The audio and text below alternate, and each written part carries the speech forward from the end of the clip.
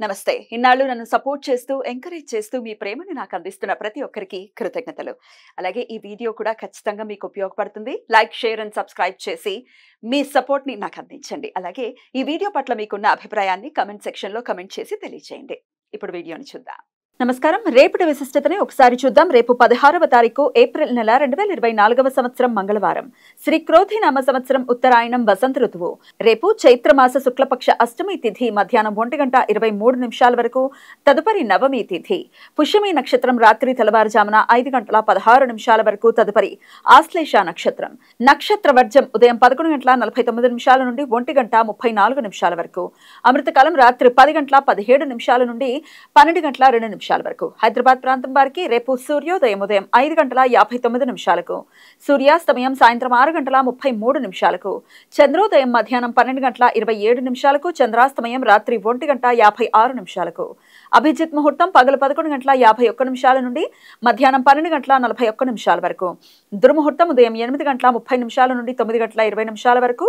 మరలా రాత్రి 11:07 నుండి 11:53 వరకు. రాహుకాలం మధ్యాహ్నం 3:24 నుండి సాయంత్రం 4:58 వరకు. గుళిక కాలం మధ్యాహ్నం 12:16 నుండి 1:50 వరకు. యమగండ కాలం ఉదయం 9:08 నుండి 10:42 వరకు. రేపు అశోక అష్టమి. అశోక రుద్ర పూజ. అశోక అంటే శోకం కలగకుండా చేయునది, ఇబ్బందులను అడ్డుకునే శక్తి అని అర్థం. పురాణ కథల ప్రకారం చైత్రమాస శుక్లపక్ష అష్టమి తిథి రోజు శ్రీరాముడు రావణాసురుడి మీద విజయం కోసం శివపార్వతులను పూజించాడట. భక్తులు తమ ఇక్కట్లను అధిగమించడానికి రేపు శివపార్వతులను పూజిస్తారు. చైత్రమాస శుక్లపక్ష అష్టమి తిథి రోజు పార్వతీదేవి భవానీ రూపంలో అవతరించారు అని పురాణ కథనం. అందుచేత రేపు భవాన్యోత్పత్తి అని పిలుస్తారు.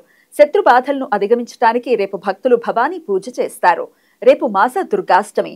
ప్రతి శుక్లపక్ష అష్టమి తిథి రోజు శక్తి ఆరాధకులు ఉపవాసముండి దుర్గాదేవి ఆరాధన చేస్తారు.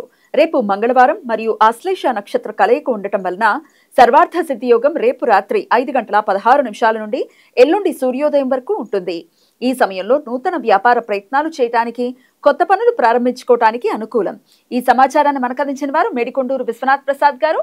ఆయనకు కృతజ్ఞతలు తెలియజేస్తూ భవానీదేవి స్మరణతో సమస్త సన్మంగళాని భవంతు. నమస్కారం.